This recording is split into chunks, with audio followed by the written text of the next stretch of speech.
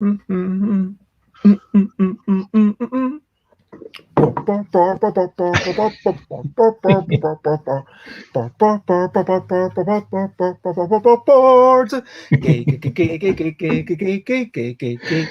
this is excellent. Board games, board games, it's what we're talking about in tonight. Board games with technology. I'm not gonna shout. I am starting off this streaming with a little bit of singing. And over there, you will see Tim. He is laughing. Look at him. He has a poster. It seems like Wizard of Oz. I don't know what's going on there simply because I've never met him, even virtually, before.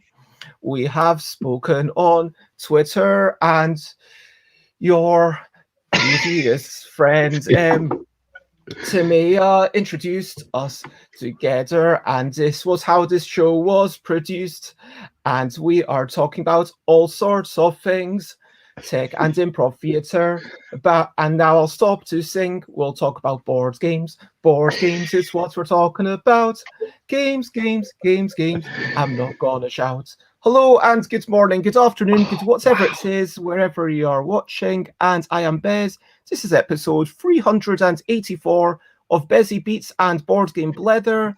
And today I am meeting Tim Burrell-SAWARD. Am I pronouncing your name correctly? Close enough, Burrell-SAWARD. Yeah, but that was a better stab than most people do. That's fine. It's a mouthful, believe me. And hello, good morning, Alex. It is lovely to see you in the chat. I was just actually, you probably saw on Twitter doing your wee puzzle before this. But when I say your puzzle, Alex invented a puzzle for my L deck, and then Chris kind of generates. It's more of a game than a puzzle because there's multiple answers. How do you define the difference between a puzzle and a game, Tim? Do you bother defining the difference between such things? Do you ever think about such definitions? Straight in with the big questions. The difference between a puzzle and a game. I guess you know, I do think about this a lot because a lot of board games essentially are just big puzzles that you're trying to solve, right? I had this problem with the game I was playing last week, where you suddenly find that you're just trying to find the optimal way to get to the end goal, and sometimes that gets in the way of the fun. So I don't know. Maybe it's something to do with the aim of the thing. Is the aim just to find the optimum solution? That seems to be quite a puzzly way to approach something, right? So maybe the fact that there are different ways of finding a solution means it's more about the journey than the end result. That got quite philosophical, quite deep. Yeah, so like the more different solutions there are that are equally good, the less of a puzzle it is. It could be, and then it's less about just finding the one true solution, and it's more just about you know, enjoying the ride. Maybe, I don't know. That's a deep one. I like it. But in any case, hello to Jess. It is lovely to see you. And Jess says some people complain if board games are too puzzly. I like puzzles though. Yes, and actually on my shelf. And if you like puzzles, afterwards, I think. Oh no, wait. I think someone might have already been lined up for this. But I got Asteroid Escape just before the start of the pandemic, after Aircon. I don't know if you're familiar with this one. No. It's a children's puzzle game. Well, it says 8 to adult, but the later levels do get pretty gosh darn difficult. I mean, I can't remember where I got to, but I think it was maybe 20 out of 50. And I was like, wow, these are really, really challenging, and I'm really stumped. So you know those old sliding puzzles where you've got 9 bits on a grid? Oh my gosh, I'm so terrible at those. Yeah, and there's one space that's empty, right? And you slide them around. Is that what you're talking about? Yeah. Right. So just the worst. Here is how it might start off, if you can sort of see cool. that. So they've actually, nice. So this can't, there's an affordance of the pieces. So the physical quality of this means that you need to have space on the top half of the adjacent bits to the airplane. And somehow you need, this it might not actually be a valid starting place, but you would need to move it to get the airplane to somehow come out of this one. So in this situation, you move these up, and then it can just like that. I mean, and the airplane actually beautiful. has a special. The front bit doesn't have the lip, whereas everything else has the lip on it. And so you can see how that little bit is going to stop every other bit except for the airplane from coming fiendish. out. It's one of those ones that, like, on surface level, it looks quite nice and playful, but underneath it's fiendish. I would have a very bad time with that. I'd have a terrible time with that. Interesting. Yeah. And Alex says mental capacity peaks around age 27. Yeah, I'm 40 this year, so I'm definitely feeling that I'm on the other side of that for sure.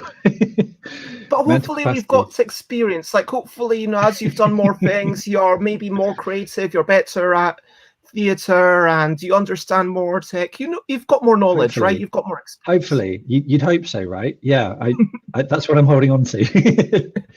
Otherwise, there's a cold reality dawning, which I'm not sure I want to get to at 10 o'clock in the morning on a Tuesday. Amazing.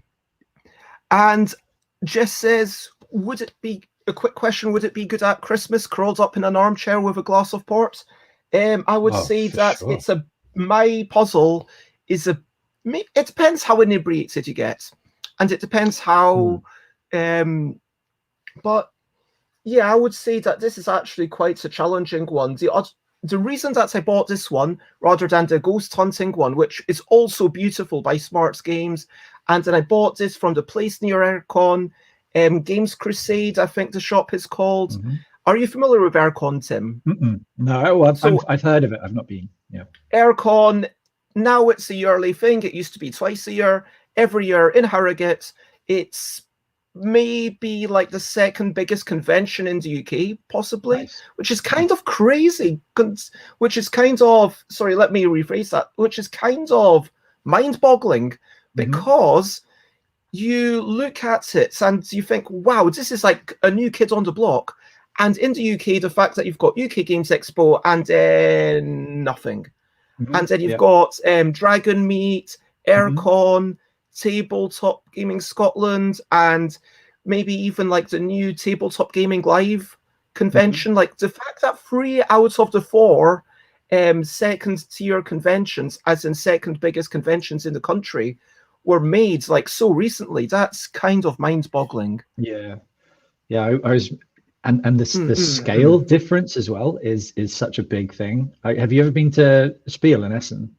Oh yes. Yeah, right. So you know how kind of colossally large that place is. How it's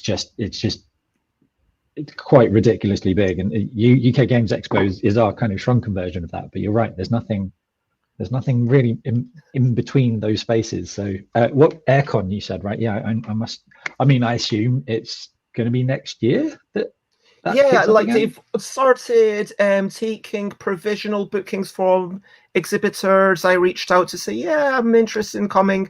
It's actually going to be my last ever year in the UK. So really? I have some big things planned. Wow. So where are you going? Am I allowed to ask where you don't? Yeah, sure. I'm planning to go to Thailand. I'm going to it's cheaper living, it's warmer, and I really like food from that part of the world. Have you been before? Yes, I've been to Thailand. I spent an entire 3 months, 2 months in Thailand, and then basically just between 3 different cities, Bangkok, I want to say Krabi and Koh Phi Phi. And then I spent maybe a couple of weeks or so in Penang, which is the island of Malaysia. And, there's a real cultural melting pot there. And then I spent, I think, 2 nights in Singapore, because Singapore's a lot more expensive than any of those neighboring countries. And it's just kind of amazing. You cycle over the bridge then I went back a few years ago, spent a bit of time with a sibling in Singapore who was working there, and then cycled over to Malaysia, spent a few nights there. And I think that there's some joy in being able to go, coming from a point of privilege. Yes, I'm not going to deny it. being able to say, yes, I can eat what I want to eat, and just say I'm going to eat fancy stuff and not worry about it, and yeah, I'm not a rich person in the UK, but if I went to Thailand, I kind of would be. Sure. That is part of it, so I'm not going to deny it. Good reasons. It's a lovely part of the world. I went there, oh boy, like 15 years ago or something with my, at the time, girlfriend, now wife, and it was very nice. Yeah. Apart from we went really, this is just going off on a weird tangent. I'm going to do this a lot, and you have to kind of reel me back in if I go to these places. So regular viewers will say, like, are tangents allowed? Regular viewers can answer that question. Okay, so we went to this place, and like we saved up all our money. We went to this island. I can't remember what it's called. I'll try and remember. And we specifically went there because it was just nice and quiet, like nice, beautiful blue waters, kind of the picturesque little desert island that you can find. But we didn't really do our research, and we went at probably the worst time of year because there are these fish. They're called triggerfish, and they're like this big, and they have these really, really sharp little beaks on them, and they have a fin that kind of comes up like a trigger when they're not very happy. And usually they're quite docile, but if you go at the wrong time of year when they're all nesting and they've got their little eggs that they're looking after, they are super pissy all the time. And what they'll do is you'll be swimming around, and you'll go underwater, and there'll be one of these fish kind of like just staring at you. So they'll be stabbing you. Follow you. Well, what they do is they just watch you, and then and if they watch you, that's fine. But if you see the trigger come up, then you have to get away, because otherwise then they'll start to like come at you, and they've got these little beaky beaks that will, take chunks out of you. So seriously? The first couple of days, yeah, for sure, like sharp teeth, like they're basically beaks. These things have beaks, like little bony beaks, and they'll come and nip you. And it's just, it's not you're not going to lose a limb or anything off them, but it's not particularly comfortable. So for the first couple of days, we were kind of like swimming around thinking, why is no one else in the water? What's going on? And then we found these triggerfish and had some quite nasty run-ins with them. So the rest of the time, we had to be very careful about when we went home. End of segue. Yeah, tangents. Very bad. All the tangents are allowed, says Jess. All right. Well, we're going to, there will be no talk about board games. We're just going to talk about tangents for the whole thing. And so, what I normally like to do is I like to ask my guests to introduce themselves. So, if I had to introduce you on a show of Eurovision, for example, how would I present you if you were a singer? Oh, wow. Okay, Eurovision. We've gone there straight away. Well, you said you wouldn't be answering questions. Yeah, I did say that. You did set me up. I did. I've this So time for of those year, who don't know, on Twitter, Tim said, "I'm only answering questions that are related to Eurovision." Yeah, I mean, as with a lot of the UK population and indeed Europe, my brain is entirely taken up with Eurovision. I'm now in the processing phase. I've gone through the disbelief, I think, of the actual show, and the grief that Ukraine didn't win as they should have. But now I'm processing it. How would I be introduced? Well, I think that's interesting. And what kind of song would you sing? What kind of song would you sing? This is good. So I actually sympathize a lot with Ukraine. If for people who don't know the Ukraine song, it's if you picture like a kind of vaguely like high fantasy physical setting. It was very dramatic. There was some kind of big crystalline trees, and you've got this very graceful kind of quite gloomy looking singer with she was wearing like this beautiful black dress with these amazing kind of green feathery, what would you call that? It's like a bolero or something around her, I think. And I think the commentator said, "Oh, what happened to Orville the duck?" Well, Orville was skinned. Yeah. Yeah, right. Well, the days of Orville, I was talking about this just last night.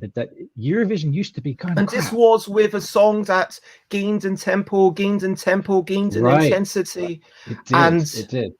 And then you had like bits of this is where it's gonna make sense. So it started out looking on the surface like it was a fairly stereotypical like slightly tropey setting aesthetically.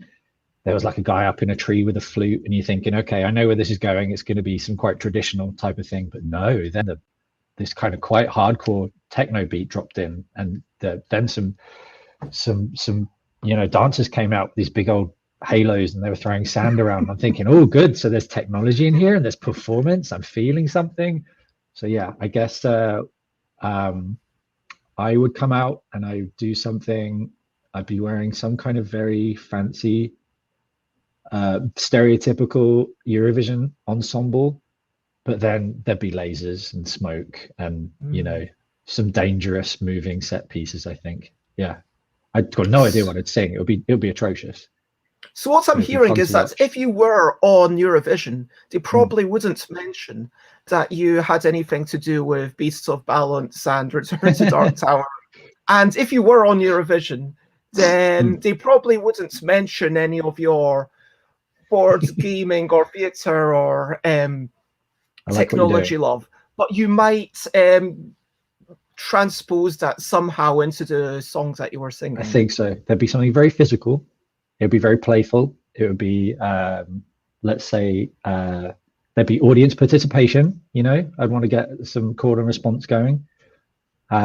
Several key changes, horrifically high key changes, maybe 7 key changes. I think if there's a record for key changes, I'd aim for that. Alex might be able to tell us what the record for key changes is. Would there be any balancing? Would I wear red leather dungarees? Oh yeah, sure. Yeah, but only red leather dungarees, obviously. I don't quite have neither the physique nor the tattoos for the Italy ensemble, but I'd give it a try. I'd probably look better than I'd probably look better than the UK entrant.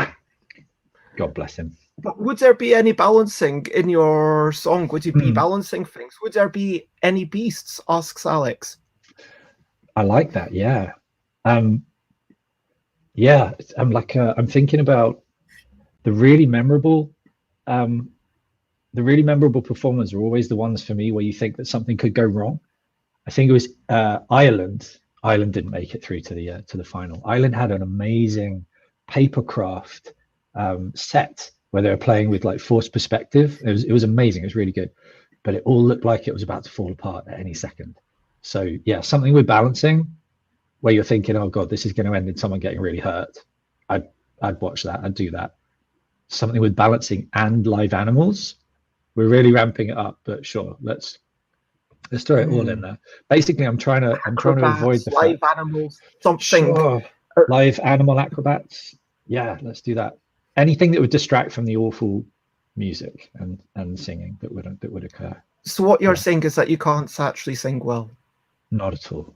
Okay. Not at all. It's terrible. Yeah. Give it a try though. Wow. So,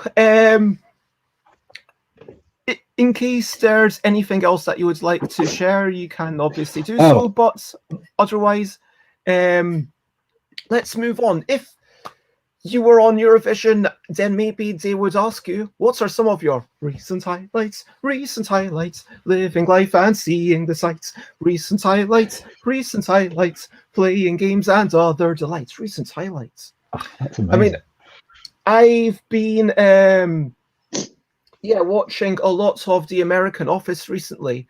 I just started watching it a few weeks ago, and I'm already on season 5, which probably tells you that I've spent a lot of time watching this.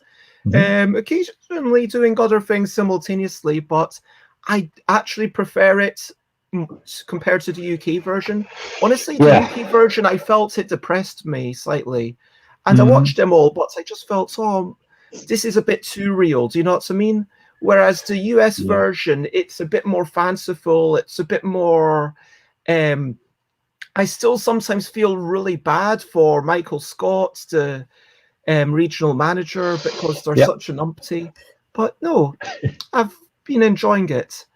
And I'm trying to think of what else I've been up to. But while I gather my mind, what have you been up to recently, Tim?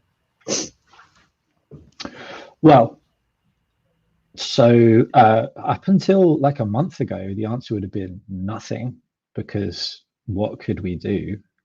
But I've actually crammed in quite a lot in the last month. So we me and my wife, we've got a 3-year-old, and through all of lockdown, we've been just stuck in this small little place in South London.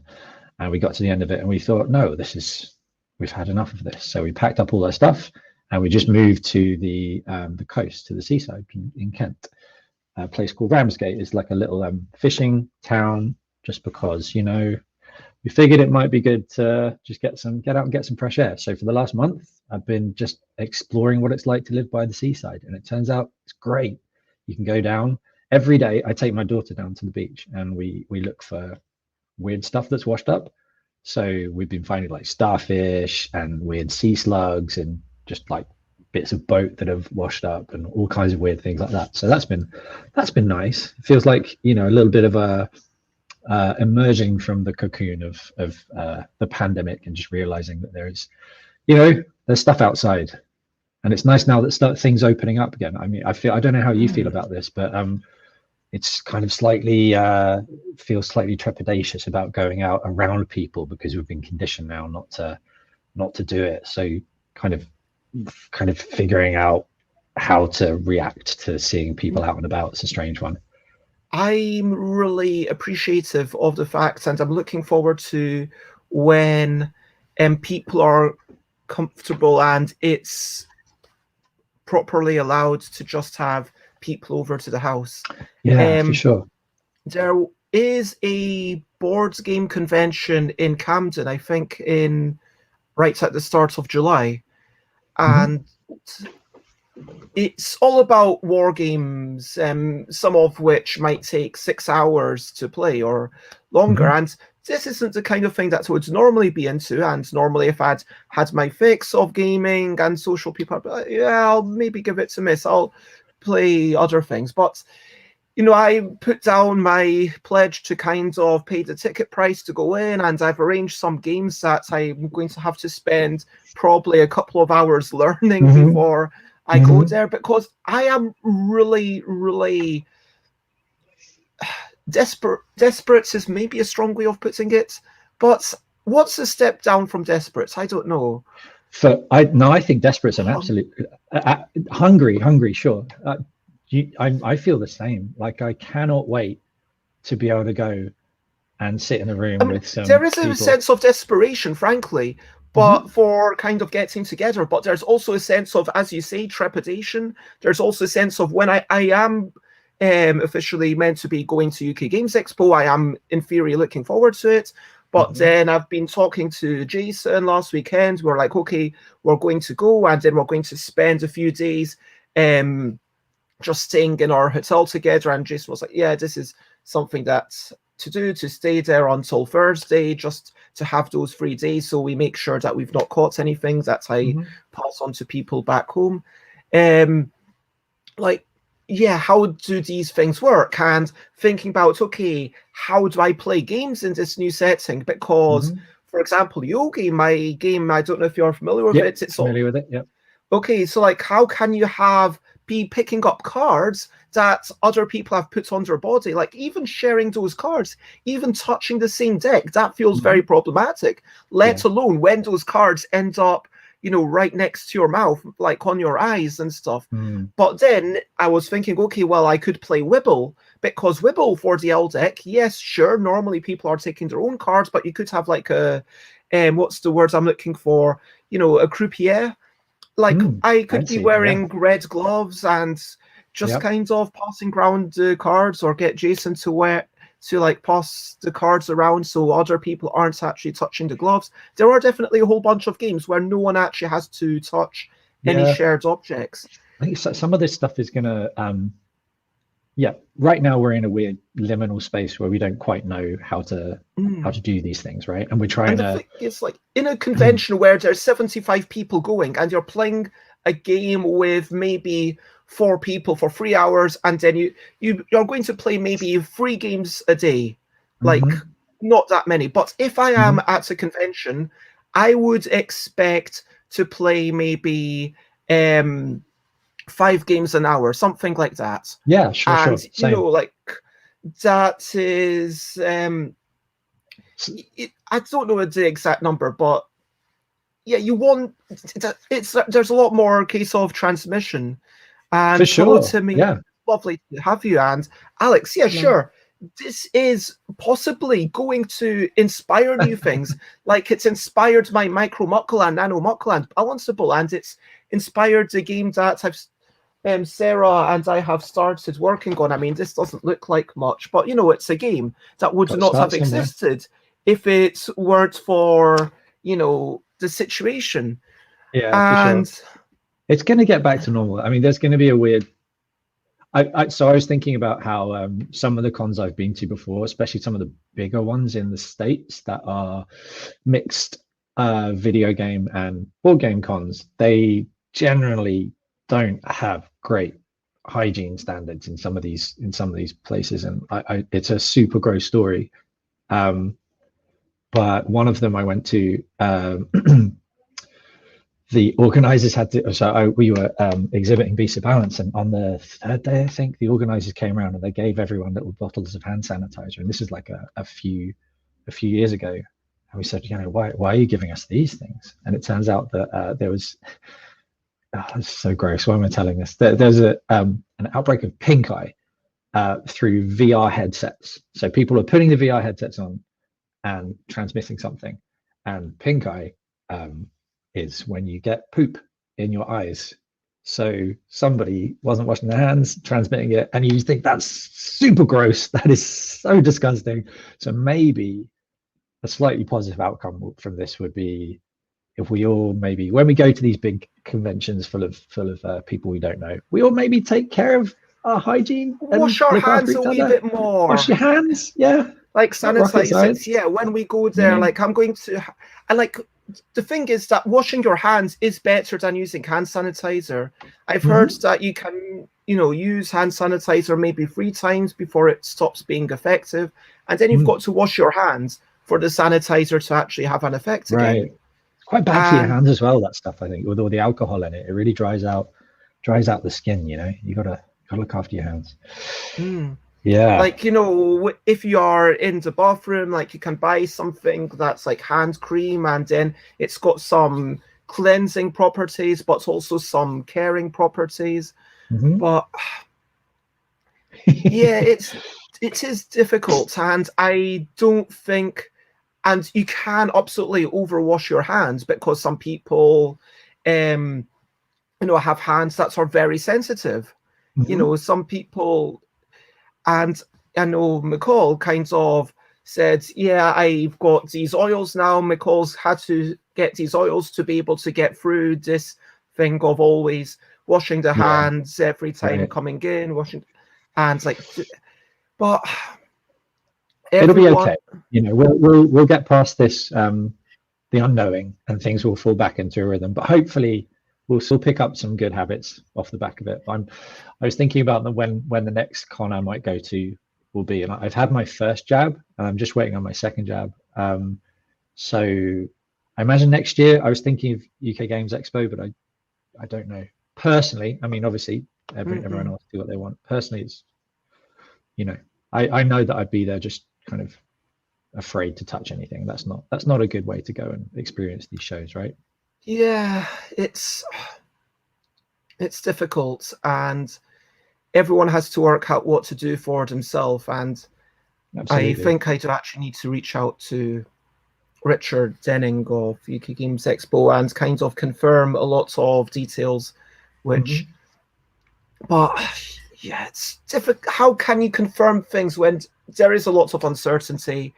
And other recent highlights, yesterday, I like to talk about what I did yesterday because I do these morning shows about once a day. I mean, I skipped 5 days between 300 and 305, but that's impressive. But look at it. Honestly, it's what's given me energy over the last year. It's been my method of social interaction, having, Jess and Alex and also Timmy. These are people that have now started to get to know. Timmy's based in Nova Scotia, and I guess it's 6:30.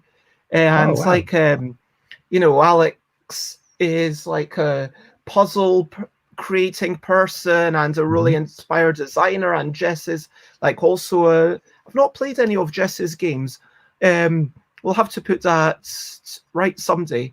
But you know, I believe that Jess is a good designer, although I've not had first-hand experience, so maybe it's a bit much for me to say anything like that. Sorry, Jess. But no, I know that Jess, you know, is running a really nice, game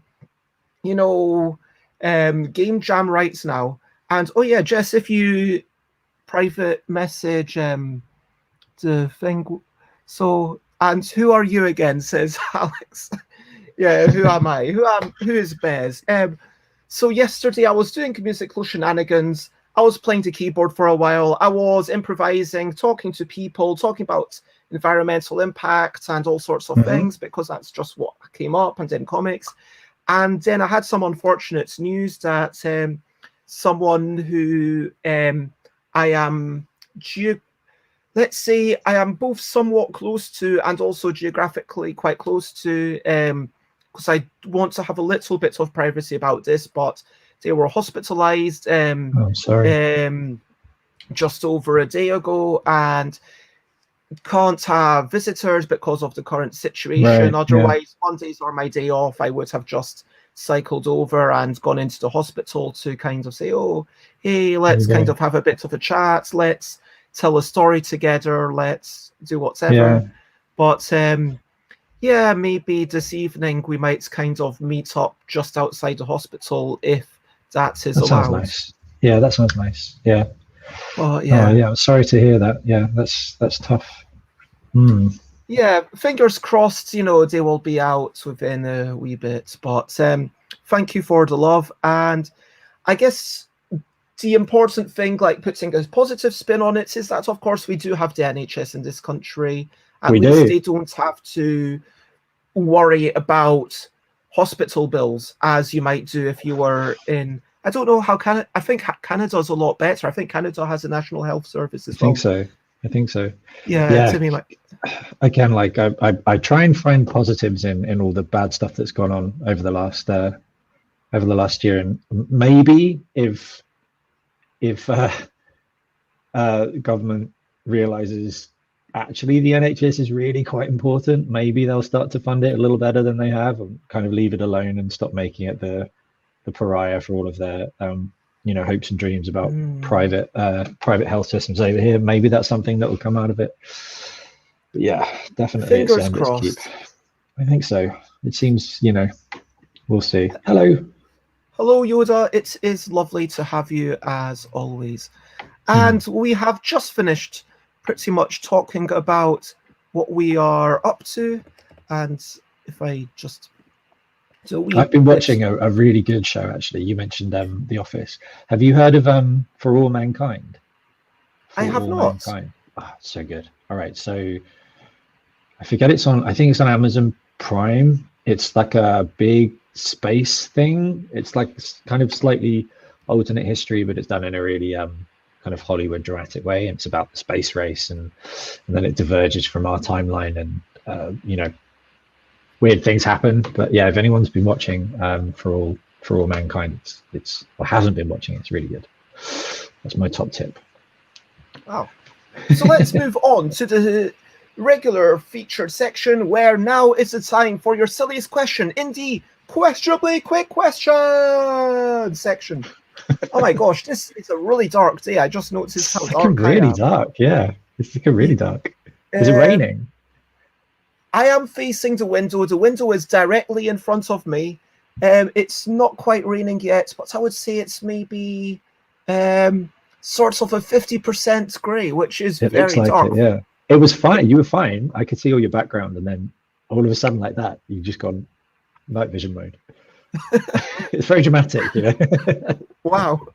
But yes, the quick question that I like to ask in this section, first of all, is where are you? We've already found that out. You are based in Ramsgate in Kent in the UK. That's right. And what time is it? Oh, it's 10:34. Well, here it is exactly the same time, and I am, as always, as usual, near Finsbury Park in London. Cool. Crappy rub sniff. Crappy what? Crappy rub sniff. That's Finsbury Park backwards. Huh. It's my favorite thing. I used to live near it. Crappy rub sniff. Yeah, it is. I'll have to see. Honestly, my mind isn't good at reversing things. I would have to see it written down to be able to read in it. chat, yeah, somebody in chat, write Finsbury Park backwards. I will write it forward. Finsbury Park.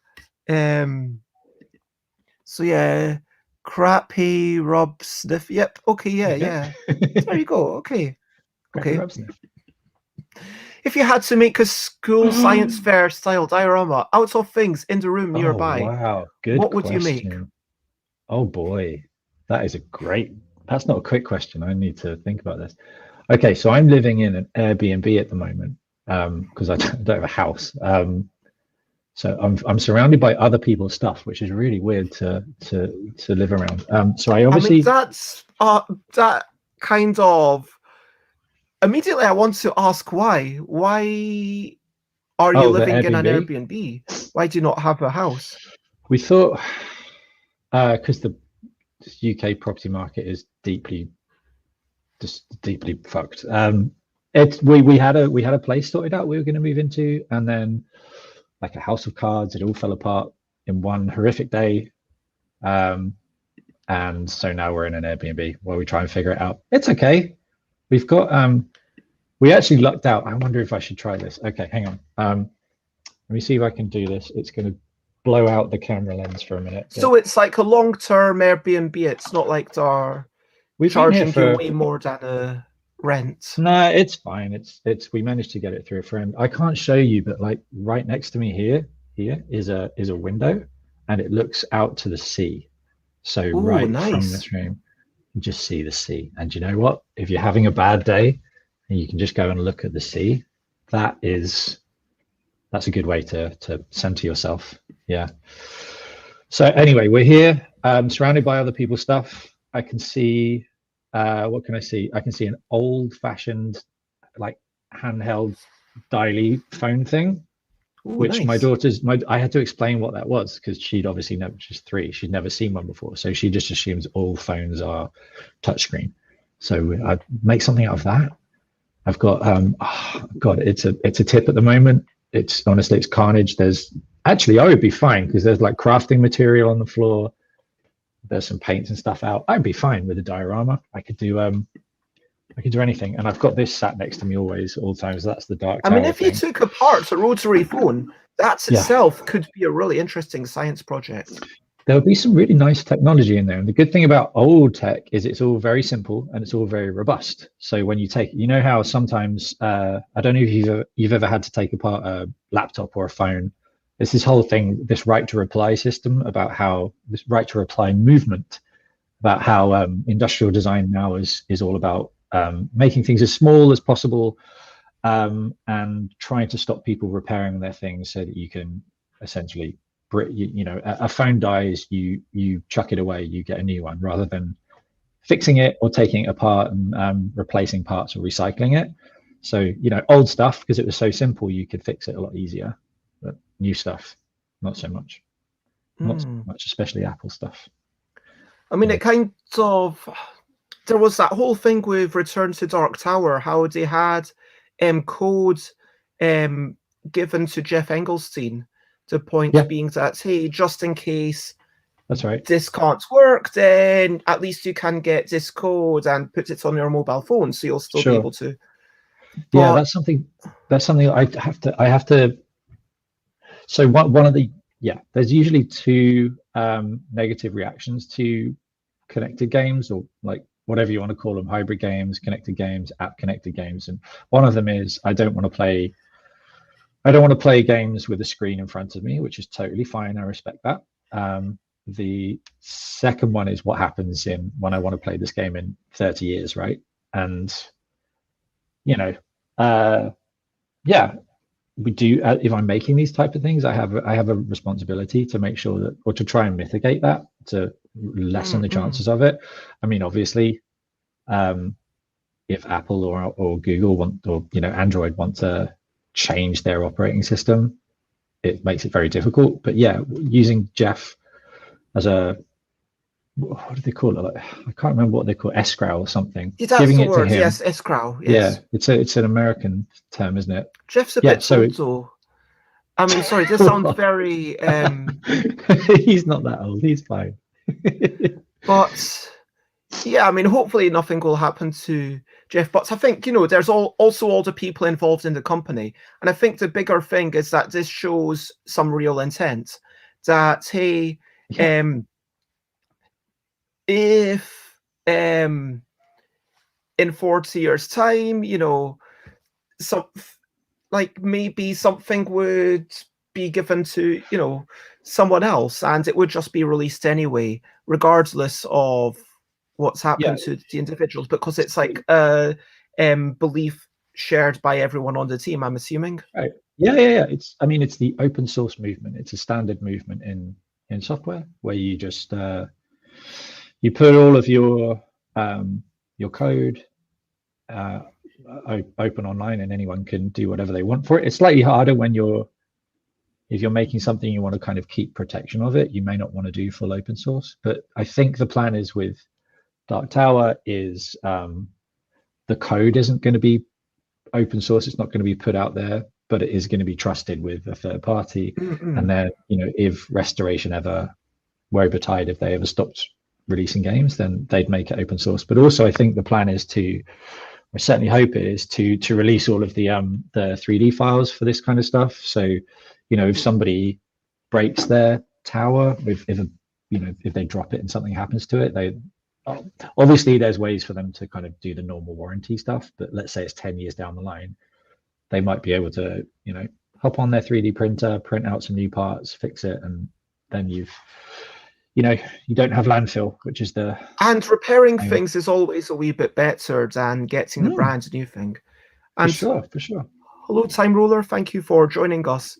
So, yeah, that was a really good, questionably quick. That's great. What about you, Bez? What do you have near you that you'd make a diorama out of? I'm guessing a lot of stuff. There's a lot of mess. Bez. Oh my god. Okay. Yeah. Yes. I don't know. I would. If I had, I'm going to try and come up with something in the next 10 seconds to keep this conversation going. I am going to come up with something about the waveforms as represented by paper. So like the shape of sound waves as represented by paper. Yeah, that works. Yeah. Physics is always a standard thing to go for dioramas. I like that. Yeah. Yeah, paper. Origami waveforms. That's an interesting thing. Huh. And Alex says, yeah, it's like, I think you want to help the community to make their thing good. It is like there is a certain model, you could argue, that there's kind of built in, you know, what's the word I'm looking for? Built-in obsolescence. Oh yeah, planned obsolescence. Yeah, that's there's a lot. It feels like there's a lot of that going on with phones and stuff where it's like, oh yeah, of course you can't use that laptop anymore. It's like 3 years old. It's like, what? 3 years? And back in the day, you used to have like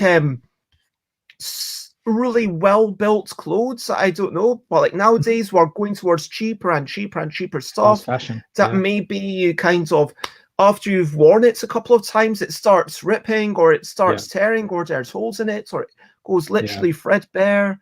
Yeah, or like it's also it's designed for a very like fleeting fashion movement, I guess. So you know that next year you're not going to wear it because it's going to be out of date. Yeah, fast fashion, planned obsolescence, all of this stuff.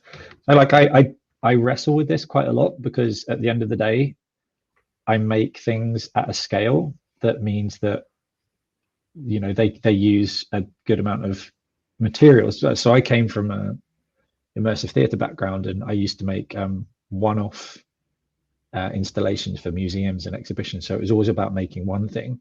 And the reason I moved was because I wanted to make things that could reach more people. Because when you spend months and months and months, hey Tamir, good to see you. Hello, Tamir. yeah, like I wanted to, again, here comes a tangent.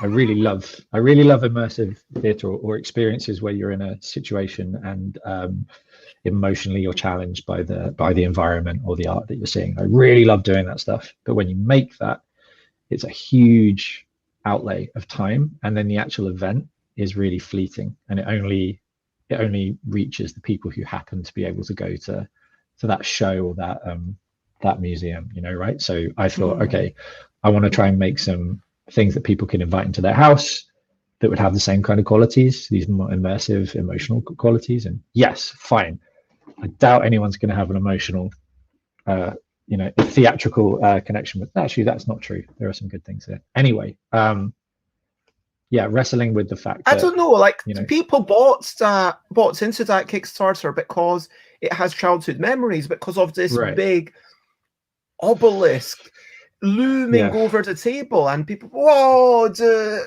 skulls come out of it with the doors, and it just sounded very exciting, and it has the drama.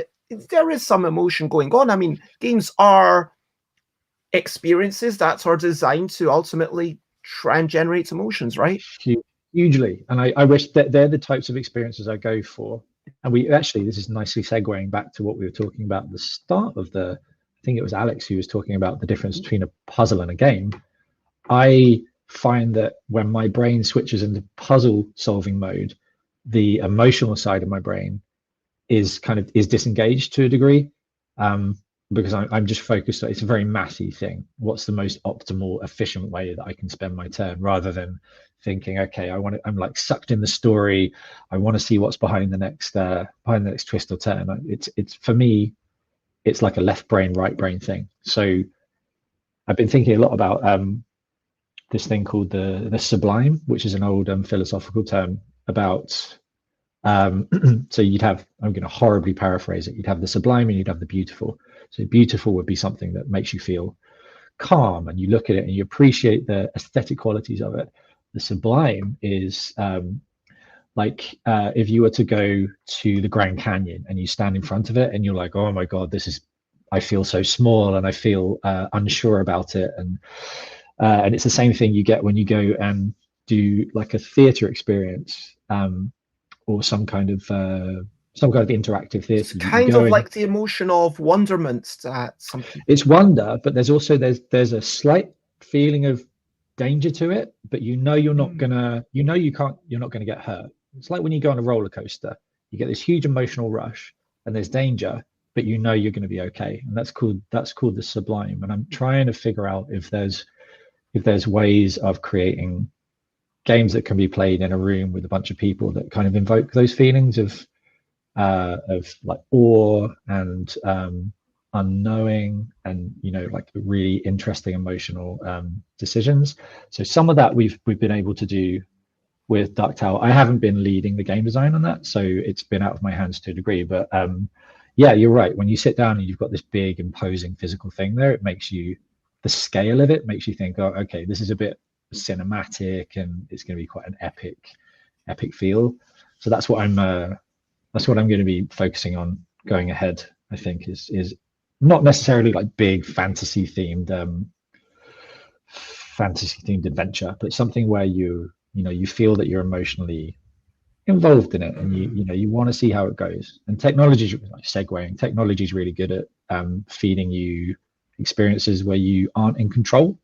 If you think about when you play most big box board games, you know what's going to happen more or less. There's like a deck of cards, and all right, there's like you're not going to know what the next card is, but you have an idea of what it could be. The possibility space, right? But with something that has a digital component, you don't have that. It could be anything. We talk about that, but I think it's also true of some non-digital games like Arkham Horror. When you've got, I don't know how many cards, there might be 250 cards, for example, but most people aren't going to read through all those cards before understanding the possibilities. And I think there is definitely a sense of the game is bigger than what you're aware of. And of course, that's what Richard Garfield was originally trying to do with Magic the Gathering.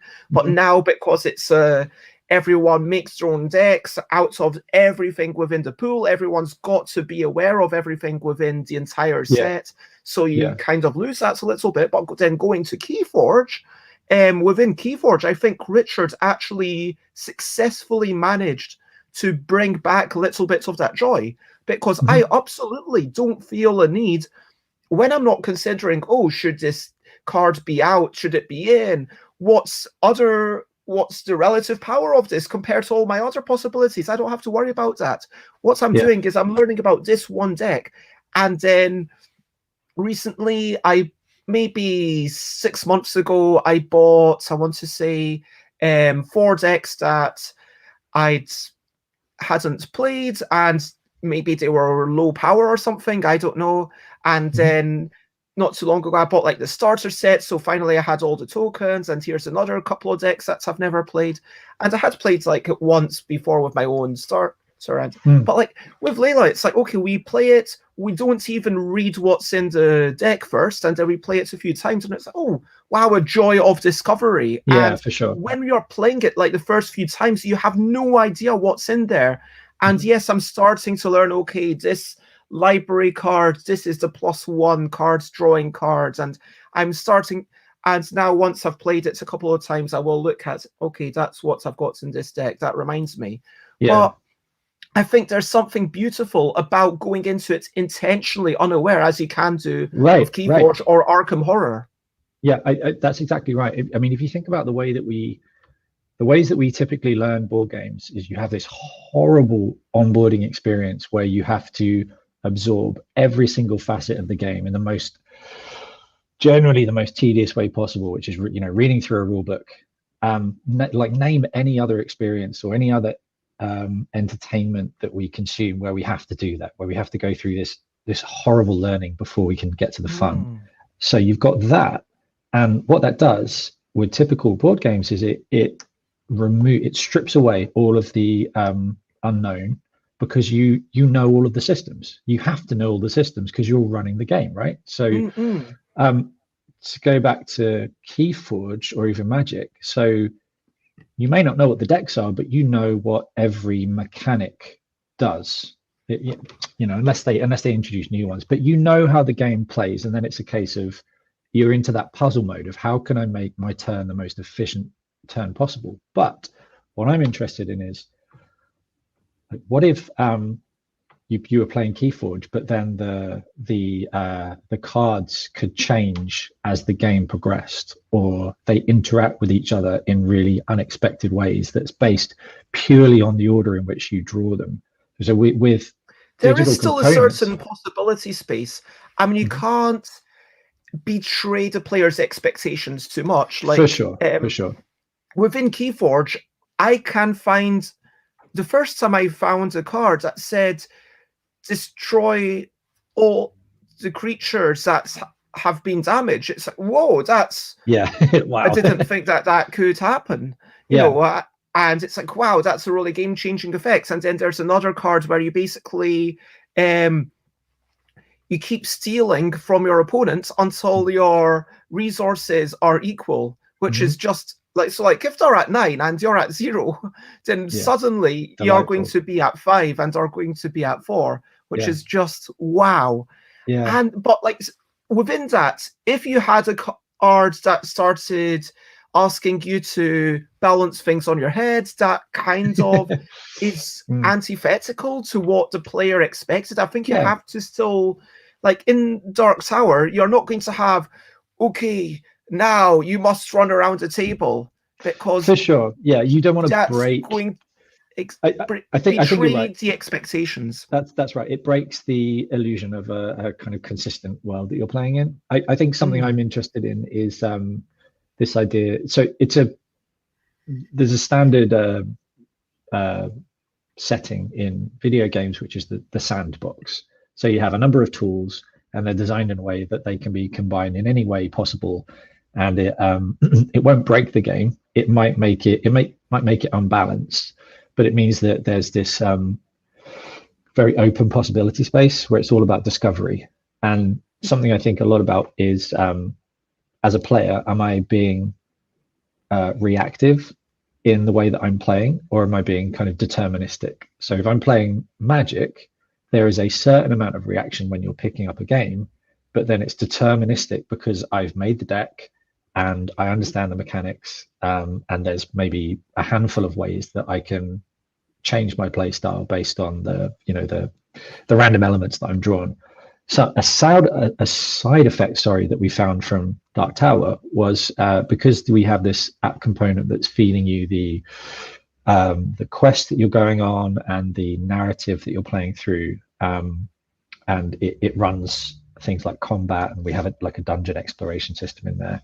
Because it's all run through the app, and you don't have a set of cards, you never really know if you've seen everything that it's going to throw at you or if there's still some unknowns. So you're always thinking, you never feel you fully understand everything about the world that you're in. You understand it, like you were saying, we're not breaking their expectations. So you understand how the mechanics work at a high level, and you understand what's good strategy if you've played it a few times, but there's always things coming at you that you're just not quite expecting, and it really changes the way that you approach a game. It becomes less about solving this puzzle and more about trying to survive and beating the odds, and it's like it turns it into more of an underdog feeling, I guess. And that's something I haven't really found a lot of in other games of its kind of complexity and setting. So but that's what I want to explore is, how can I, and that has direct parallels with what you try and do with immersive theatre, which is trying to get people out of their comfort zones and put them into environments where they don't have complete control, but they know they're still safe. So then they're free to really get down in the weeds and explore and test the limits of the systems, and find the interesting bits for them. That's what I'm because, like, with the humans, you never know quite how they're going to react. That, for example, an actor isn't going to literally slap you. They might do a simulated slap. That itself would actually be quite far down the line if I was, and then oh, you terrible person, and any kind of fake slap them. Although I think that would be quite a risky thing to do in immersive theatre. Very risky. Yeah, there's a lot of it's the same as in the RPG world. There are things that you don't want to betray the audience's trust, right? You don't want them to feel like you've taken them for a fool, or you've put them in a situation where they're not happy. There's it's a code of conduct, I guess. But there's a nice spot where they are just stretched out of their comfort zone without feeling alienated, and if you can get people into that spot, then it's a really, really nice place to play, and it's quite unexpected. I saw I watched a let's play of a game called Sleeping Gods. Are you familiar with Sleeping Gods? I've not played it, but I've seen it and heard about it. It's very impressive. It's like one person, I think, that's done it all. Son of a bitch. But it seems like it might be tapping into that world, because the vibe I got from the let's play was it was very narrative driven, and you had instances, there were choices where the right thing to do from a puzzle solving point of view, from like an efficiency point of view, the right move to make may rub up against what you want to do for the character and the narrative, and that's really interesting. Like give me, in the games I want to play, give me choices where I have to wrestle with, okay, do I really want to send this army of faceless warriors to their death so that I can kill the dragon and get the treasure? Or like, make me think about this choice. I'm sacrificing these poor individuals who've been conscripted from a village. Make me feel some of that tension, so I actually have to think about what I'm doing. Yeah. Anyway, I think it's worth us moving back to the next regularly scheduled section, which is brilliant things. Brilliant things. What's the little thing which is brilliant? Wow. I mean, would you like to talk about technology? Brilliant. Do you think tech in board games is brilliant? I think there's a lot of potential. Yeah, I mean, Okay, let's this will, talk about the potential. If you want to sure. talk about that, the potential Yeah. of brilliance of tech and board games. I mean, this is, so Dark Tower is will be my fourth game that I've done involving technology. Um, I've worked with augmented reality, and I helped make a game that worked on Alexa. It wasn't very good, but it was still a game. Um, I wouldn't be doing it if I didn't think there was I wasn't if there wasn't this amazing untapped potential for these kind of experiences. So yeah, I think there is brilliance to be found in taking the best of video games and the best of board games and the best of in theatrical experiences and winding them all together. I think we'll be able to tell some amazing stories and get people to feel some really, really strong emotions that create these like beautiful moments of camaraderie and social connection.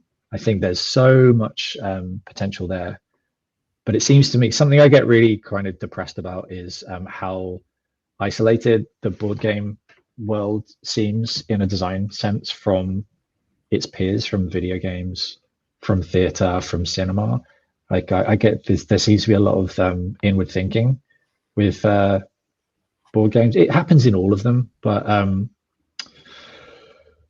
yeah, like there's so much good work because video games is much more it is a little bit more progressive because of the attention and the speed in which the games can be made in the market. So you do get much more delicate stories and more like kind of user-friendly ways of doing things. Like you look at the way that a video game handles a tutorial, right? I cannot remember a video game that would sit you down and say, I'm going to show you every single thing you're going to do in this the game. irony is that I personally really liked having the proper manuals in a video sure. game. Yeah, I for sure. liked it when I could, maybe it wasn't what I was meant to do, but go to school with this thing for, Land of Illusion and kind of read through it. And okay, that's like, I could just play through the video game and understand it, but then I would read through the thing and okay, Sure. that's a bit more something that I understand. Yeah, I mean that's one thing. But if you think about Land of Illusion, is that a Mickey Mouse game, or am I getting mixed up? Oh, I love that game. That's so good. I had that in the Master System. But if you, like there's a classic video game example that's used in education, which is Mario, right? So if you think about the first level of Mario, it's a single. So Mario starts here. The screen goes over this way. All you can do is run, and then the little Koopa comes along, and it's teaching you. The next thing you do is jump, and then you keep running. Like and the the next direction of the screen shows exactly. that. It's very so. It doesn't tell you anything. Stuff. It doesn't tell you anything, but you learn. There you go. You learn through exploring. You can't do that with most board games. Some have started to do it with tutorial scenarios or quick start guides, but I would love for a trend to come along that says, all right, so here's a big meaty game. We're going to give you this much in the first game, and then we're going to expand on it in the next game and expand on it in the next game. Maybe Gloomhaven did it. I can't remember. Like, I mean, certainly Charterstone was trying to be a tutorial essentially, but then people railed against it because it was too simple, too obvious.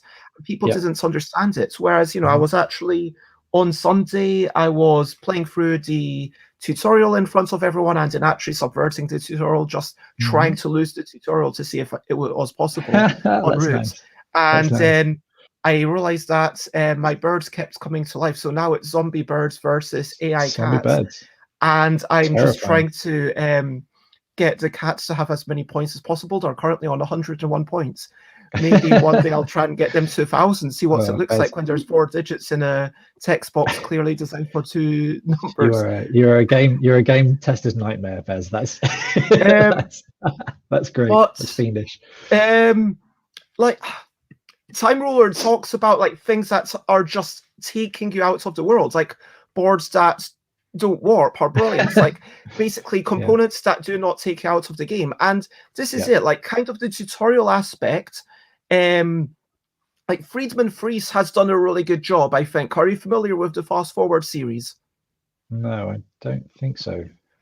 So I think Fortress, if you want to, I've only played 3 out of the 4. I think, yeah, there was a 4th one that I would actually like to get now, which I'm kind of regretting not buying at DS and when I could have bought it for.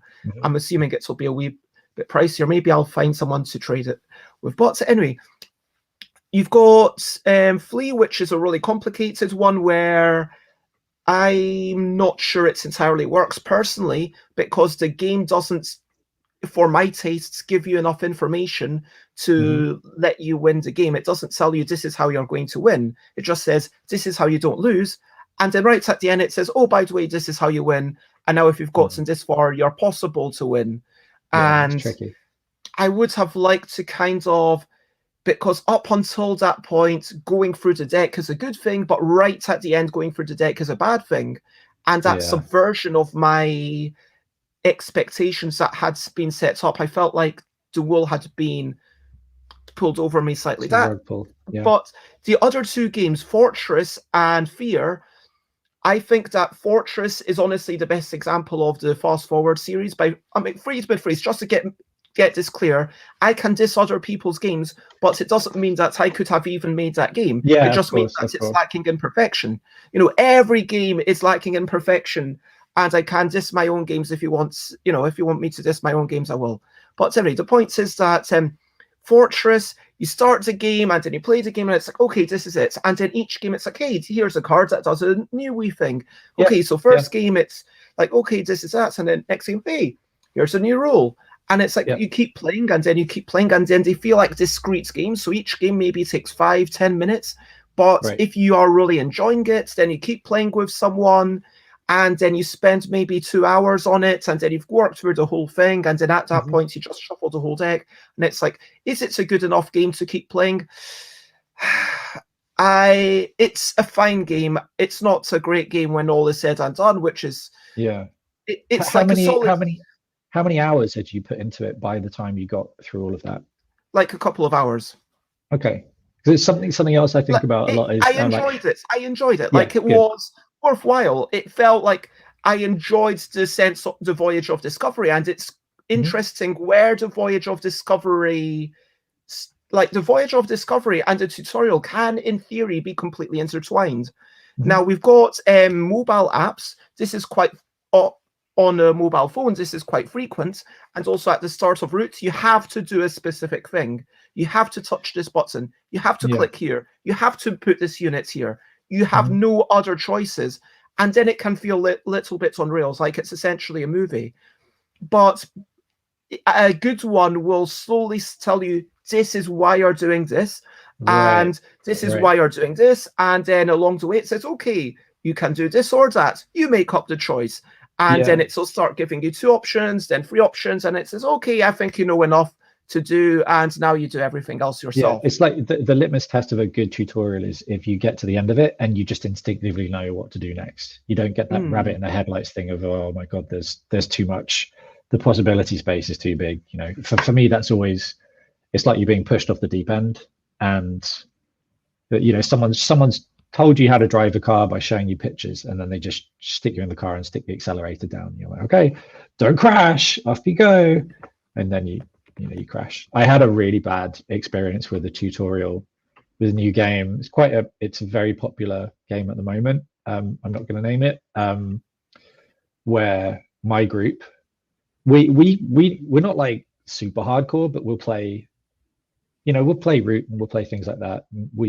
We gave 2 entire evenings to trying to get through the supposed quick start guide to this game, and it was so dense, and it was written in a way where it just assumed that you were going to internalize all this stuff that it kept on throwing at you, but it wouldn't contextualize it. It wouldn't say, okay, you're going to do this move and you're going to do that because it's teaching you this thing. It kind of just expects you to figure it out. And then we got to the end of it and we just had no idea what we were doing. I mean, it's partly because we're all old and we're all parents, so our brains we're not 27 anymore, so I'm way past my peak. But I do think that if you're making something that has a level of complexity to it, you do owe it to the players to try and get them to the fun as quick as possible. And again, that's something that I'm keen to explore, is this idea of sitting down to a new game and just being fed enough to get you going, having fun, very important, having fun. And then when you're ready for the next thing, it just introduce, here's a new thing, keep doing what you're doing, but here's a new thing, and here's a new thing. And then before you know it, you know all the systems.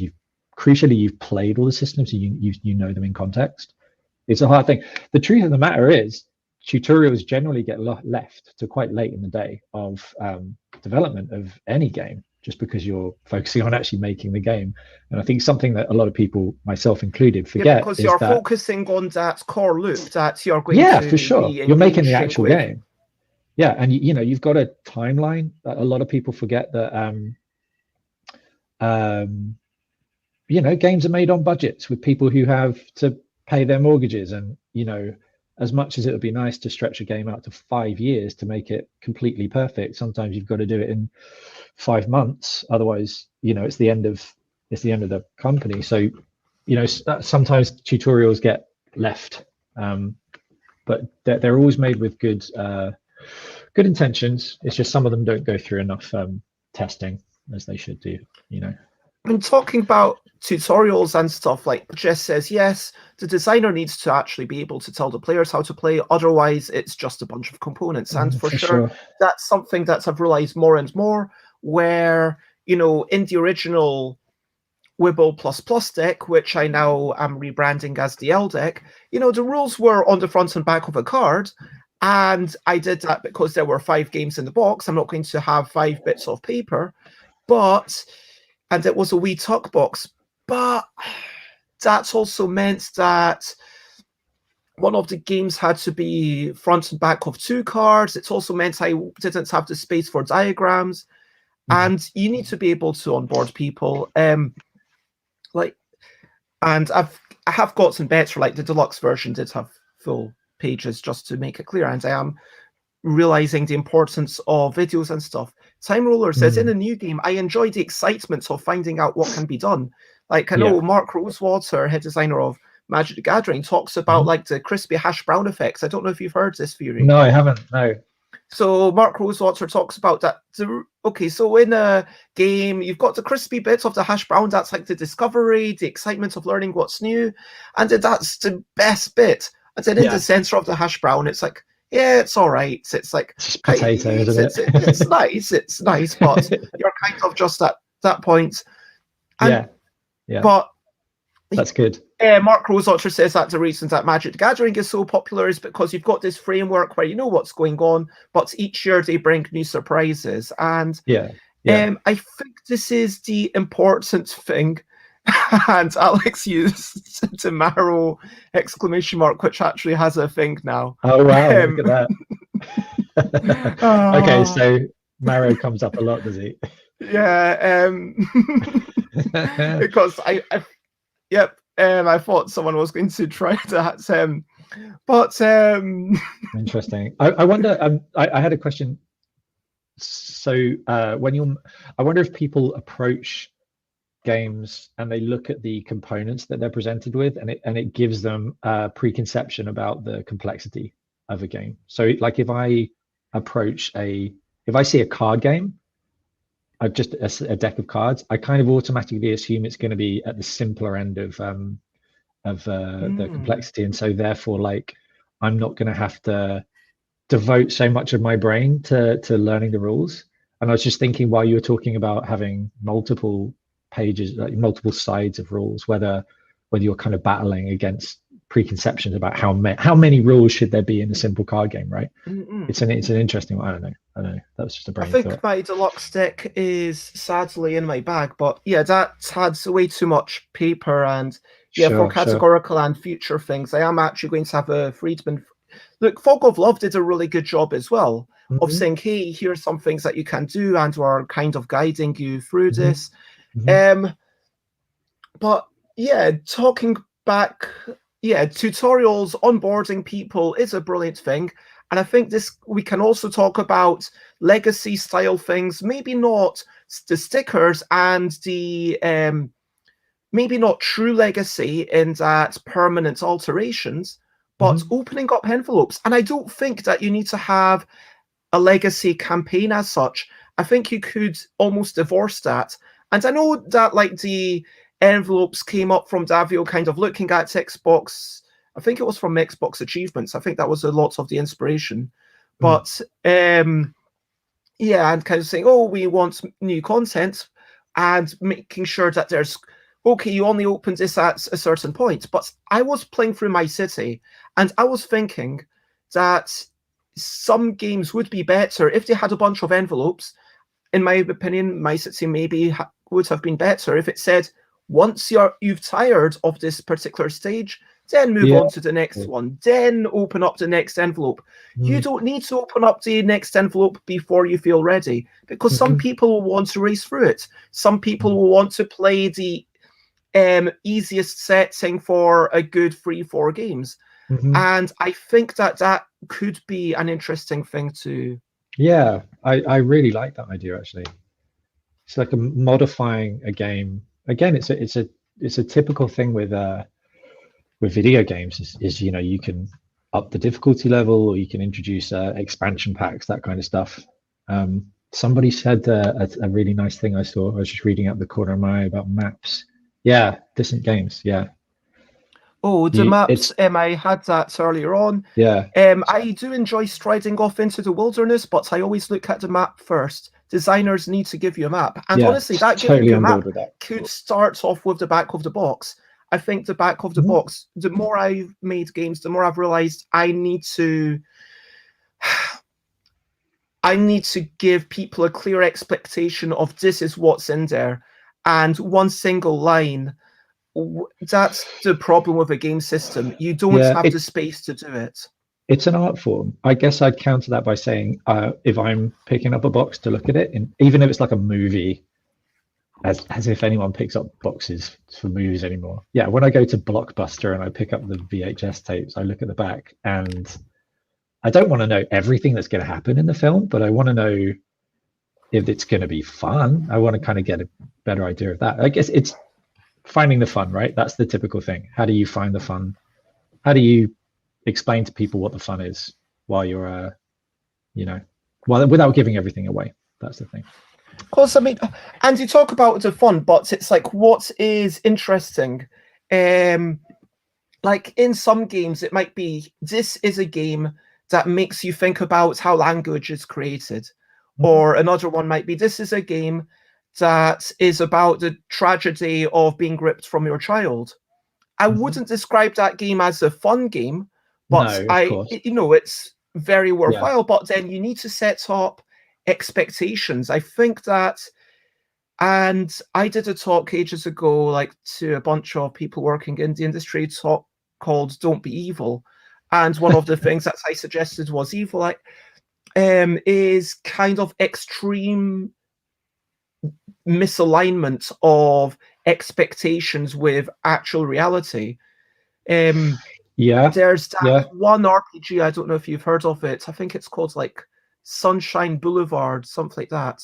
Haven't heard of that one, no. So this is a game that was designed to not be played. It was more of a thought experiment, although at least two groups, according to the internet, have played it. But basically, there's someone who in real life is the victim. They believe that they're playing a game called Sunshine Boulevard. I think that's what it's called. I apologize if I'm getting the name mixed up, but they believe that it's a game about a recluse kind of falling in love with someone, and then they like a romantic comedy type thing. But in reality, they are playing a game where the recluse is a murderer. The recluse in the third act of the game is going to murder them. And it's kind of, I mean, obviously murder them within the fiction of the game. But then the thing is that even that, once you're playing a role-playing game, once you've kind of developed these characters, for that to be taken away from you, what does that do to the players? Is that a responsible thing? And like the obvious, it is a rhetorical question. It was specifically designed not to be played. And that's interesting. I really love that things like this exist now. Again, you don't see so much of it in games that have physical components that are like board games. Basically, you see a lot of it in more challenging games, in TTRPG. Again, video games, indie video games have been treading this line for decades now, very successfully. This you're right. Subversion is one thing. You have to be careful with rug pulls. If you set people up for an experience and you pull that rug out and it turns out they're having a very different experience, you have to manage that really carefully. That's something that is like an art form in immersive theater. Is you have to be, they're a very vulnerable state because you've explained the rules, they know the world, they're exploring it, and you just suddenly go, woof, no, we're changing that. That's really hard. And that comes through even things like you know, I don't know if you were following the Isaac Childress stuff with the Gloomhaven, Frosthaven update that he wrote about being more culturally aware of some of the themes and he's putting in his games. And he specifically talked about a part in Gloomhaven, which I hadn't played, but I read around, which is where your characters are forced to do a thing, or inadvertently do a thing that the players didn't want to do. And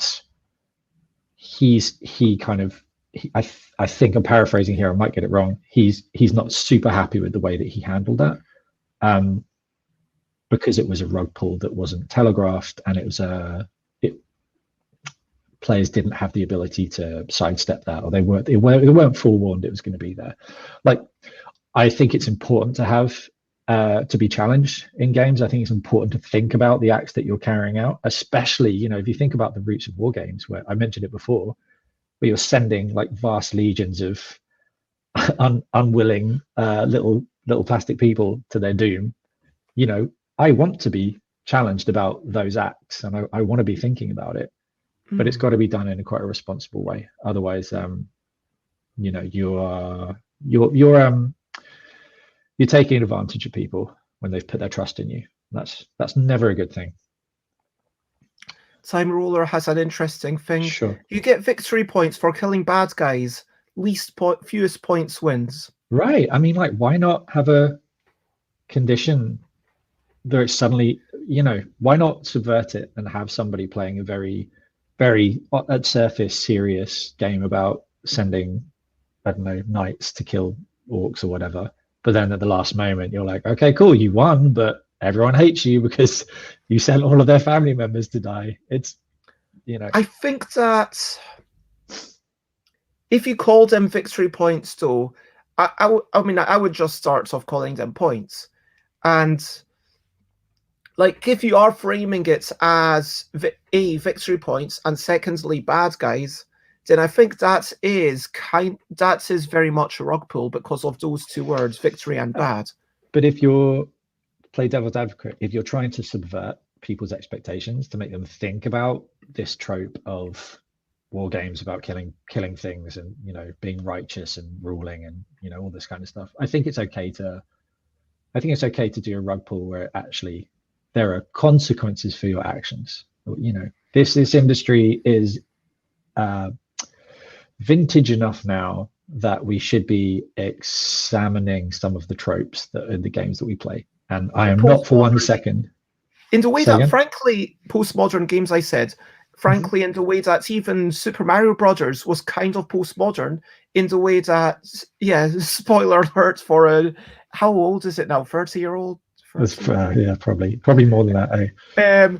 But yeah, what is it? Level 1, 2, where you kind of actually in the cave, you go up the lift, and then you jump over, and you're now literally where the numbers are, because there's this black bar where your points and your lives are. Sure. And then that previously was a part of the screen that you were never able to interact with. Yeah, it was like the wall is there, presumably it carries on infinitely, but no, it doesn't. The black space there actually means you can walk over this wall. You can get over the ceiling, and that's a really interesting thing. Yeah. And have you played Undertale? I haven't actually, but I Okay. have bought it. So please do not tell me anything about it. No spoilers, but that whole game is about subversion. It's about, making you think that you are in a very specific type of game that's going to do specific type of things, and very gently and humorously challenging those. And humor is a really big point of it. I don't really want to, if I'm going to have a very righteous experience, I need to know that up front. Like I have a young child. I'm tired all the time. I don't want to have to sit down for 3 hours and have a very, very serious experience unless I've bought the ticket for it to start with. So, but it's fine to challenge. I think we should be challenging with these things. Yeah, I read that. Alex, that's so sad. Yeah, like if it's in a game book, I think that this would be a perfectly fine thing, because it's like not a clear these are victory point. I feel like for me, where I would draw the line, if the game has told me this is how you win, okay, actually, you know what, let me draw back, and I know we're going way off tangents, and we're probably not going to get to many of the things unless we do like blitz through them right at the end, just for a gesture, and then we'll have you back on again to properly answer the questions on another episode. But I think that there's like broadly 3 types of games, right? I think there's games of like ortho games, games of competition, strategy, and measurements of some sort of skill, whether that's dexterity, whether that's running around a track, whether it's a game of, it could be a cooperative game, but there's a clear measure of success. You're trying to do that thing, and then you do it, and then by trying to do the thing, you've tested your ability, and you're like, hey, I managed to do this. That is one sort of game in my mind. The other kind of game that I'm thinking is a game where it's sort of like, it's all about self-expression. And so this kind of does happen a lot in LARP. And I guess for the actors in immersive theatre, if you think of them as playing a sort of game of their own, then fine, they do not have any victory conditions. It's all about, them being able to express themselves. And obviously some, competitive measure of success games, I don't want to say ortho games, because I'm actually making it a little broader than Richard Garfield's definition of ortho game here. But let's call it, let's call it ortho game plus, because for want of a bit, it's basically ortho game, but it includes collaborative thing, and you still win or lose. Anyway, so then you've got those expressive games, and these expressive games, it could also be in an ortho game plus. For example, someone might play Magic the Gathering in an expressive format, saying, hey, I'm going to make all the scarecrows. I want to show how I am really good at making this deck that no one else would have made, and I really like scarecrows for whatever reason. I empathize with the nature of scarecrows, and I do actually like the Reaper King deck that I've got. So I might be kind of talking about myself, but and then there's the third type of game, which is the joy of essentially agency. It's just the freedom of fireworks, literally just pushing a button to see some fireworks go off into the sky. Like you get that same sort of joy. I think the designer of Sticky Balls, I don't know if you've heard of this video game. I haven't heard of Sticky Balls. So Sticky Balls, and there was then there was a version that was X% stickier, which was more Sticky Balls. So no, it was just called Sticky Balls again, but it was on another platform. So the original it's kind of like snooker. You move these balls around, but when 2 balls of the same pattern touch each other, then they stick, and you're trying to get a few things of the same pattern touch each other, then they get removed. It was almost like match free before match free was actually popular, but it had the dynamics of the snooker like physics. And it was actually quite a really nice game, and then it's added stuff. But the designer of that talked about juiciness, the nature of, okay, once you release this button, you want to not only see the ball fly off, but you want to have the sound that it goes like you've had an invisible snooker cue on it. Maybe when the two balls coalesce, you don't want them to just be stuck together. You want a little animation there. You might want a little sound. And I know that a lot of PopCap games are really good at this, like the increasing frequency of noise. And by frequency, I mean an increasing pitch rather than regularity. And this kind of, it's like when children, when they first come into the world, it's about the realization, hey, I can have cause and effect. Exactly, to be the cause of some sort of effects. And I think that is the third. And again, games aren't just one of these things, but I think that games have to clearly signpost what kind of game they are. If a game says, this is a game that you're trying to win, here is how you try to win it. And then at the end, those objectives change. I think to me, that is why I am against this. What about a game where you sit down and you think you know what you're doing, but then as the game progresses, it's not like a big reveal at the end. It's not a big twist, but as the game progresses, you realize that maybe there's another way to approach the thing that you're supposed to be doing, or maybe you don't want to be doing the thing you're supposed to be doing. So first of all, I think everything you said is totally valid, and I'm on board with all of it. There's something about emergence being a quality in games that separates it from some of the more kind of rigid games, sandbox experiences. Notion of kind of trigger warnings and I think it's not just about trigger warnings, but if you've set up a game, in my opinion, if you have led a player to believe, even if it's been implicit, if you've led a player to believe that, okay, doing this is good, and that is the reason that this player is playing the game. You know, if the reason that a person is playing the game is, okay, it's an experiential game, and, oh, you might get this quest, if, like, there's a little bit of, oh, you've got to do this thing, oh, no, you didn't have to do that, but that's within an emergent theater, and one of the characters lied to you, you've kind of bought into that because you knew it was immersive theater, right? Yeah, I think I would if say a character says, oh, you need to do, or in the fiction, like, I'm trying to, like, if there's but I guess as a player, what I'm not happy with is the notion that my time has been wasted.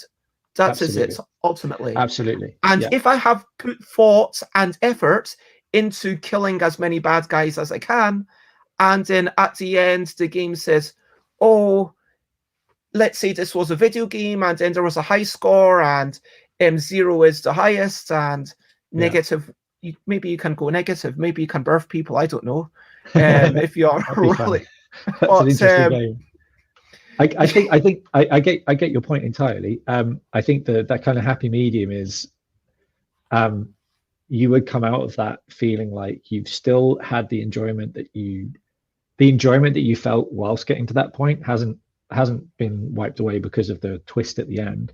But the twist is kind of just a little coda that makes you think, okay, there's responsibilities for the actions that I cause or I chose. Mean, if it was maybe at the end, if it was a video game, and let's say it was a solo video game, and at the end there were 2 leaderboards, and it said, okay, you are actually, this is the most evil and this is the most benign. It was like, okay, actually there's 2 leaderboards here which are diametrically opposed, and then it makes you think, oh, which one's better to do? Mean, you think about like a really good film for me. After the credits roll, I'm still thinking about it, and so possibly the answer is just to do away with victory points, right?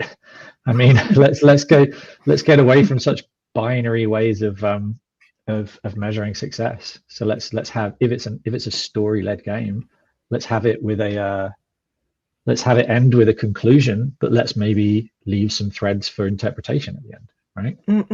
Maybe that's my point of this whole conversation is, to go back to the start again. We were talking about puzzles. Games are, I'm kind of done with I certainly don't want to make games that are looked upon as puzzles to be solved in the most efficient way possible. I want people to go in to understand what they're getting themselves into, but to be surprised on the way and to come out of it having had a good time and possibly not really caring if they won or lost, maybe even not knowing if they won or lost. Who cares? I've been playing a lot of do you know The Quiet Year? It's a kind of TTRPG based around. I'm not familiar with drawing. it. Oh, you should look it up. It's a very light RPG. I play it with my daughter sometimes, and it's around drawing maps. So you're drawing a map, and the map is building based upon choices that you make, and it's very slow. It teaches patience, and it teaches how to live with the consequences of actions you've made when maybe you didn't really know what those actions were at the time. It's a lovely little thing, and you reach the end of it. There isn't really a winner or a loser, but you've had an experience, and you have some stories that you've been through, right? And it makes you kind of closer to the people that you're playing it with, and that's for me that's what I want. I don't really care if I lose. I'm terrible at playing games. I lose most games that I play, but I still have fun, Yeah. Okay, if you have questions, let's go to them, because I'm going to have to pop off soon and finish off the horrendous grant application I've been working on for nearly 2 weeks now. The deadline is tomorrow. Ugh. Okay, well, we've already talked a bit about tech and what tech adds to a board game, and the nature of letting people understand the rules, which I think it's not, maybe that's not so important, but it's important to set expectations correctly and maybe make sure that people's time isn't wasted. Yeah. One thing I would say about tech, sorry to interrupt you. What I don't think technology should be used is just for surface level gimmicks. So when I'm very okay, let's talk about that. So if it's unnecessary, what's the point, right? Oh, exactly. I get very protective over this little weird niche of connected games. It's still very it is very niche. It's quite difficult to dip a toe into if you're a game designer. So therefore, when things do come along, they're very grand. They're usually very expensive, and sometimes I look at them and I think, okay, all of the flash, all of the technology layer is kind of hiding the fact that there isn't a lot going on underneath. You see this a lot with some of the platforms, like I won't mention them by name, but there's quite a lot of Kickstarters recently for connected boards that are usually they're just big screens, big touch sensitive screens, and they cost like hundreds or even thousands of dollars. And the pictures look really, really flashy, but when you actually dig into the games underneath them, super shallow. There's nothing under the surface, or they're just new. They're just ports of existing games. So, well, okay, let me put it the other way. What's the point of tech in Return to Dark Tower? I mean, why couldn't that just be a gigantic deck of cards, and then sometimes the things that roll out, it says, okay, scatter these skulls in the middle of the table. I mean, like a player could, in theory, do. Yeah, how much is there that a player couldn't actually do? Very, very fair question. Like, I'm not gonna lie, this is it's an expensive game. It's an expensive thing to make. There's a lot involved in it. It's a big team. There's a few things. So first of all, there's the fact that we tried really hard to remove a lot of the busy work that kind of prevents you from getting to the fun bit. We've been talking about this on this call. It's you don't need to internalize every single system before you start to play, because you've got essentially a companion that's going to give you the stuff you need when you need it, and then it's just going to disappear when you don't need it. So you can concentrate as much of your time as actually like immersing yourself in this world, talking to the other people you're playing with, making decisions, like living the story that's being played out to you, right? And that's, again, it's not impossible to do with physical only components, but it means there's some nice, we've got some nice tricks for kind of just making sure most of your time is spent in the play. Some of the things you're showing now that we can do. So we have a lot of options for, sorry, this is sounding like an advert. It's not, I promise. In terms of content, there's a lot of content in here, in terms of the quests you're going to go on, the baddies you're going to fight, you know, the allies you're going to have along the way, and they interact with each other in different ways, which would be really a little bit harder to do if you were doing this with a purely physical game. So for instance, some of the actions you take whilst you're trying to like fulfill the main quest, for instance, will change how combat, some of the modifiers in combat. It's not going to change the whole system, because that's the rug pull we were talking about. We don't want people learning a system and then having it change completely. But these systems are connected, and we have ways of changing them as you play, which is kind of one of the main things that I'm interested in. You know, you start out going into a game thinking you know exactly how it's going to play out, and through the actions you take, things change. The physical side, it brings a huge amount of theatre to the experience, which is really important, and it's something that isn't really talked about a lot with tabletop.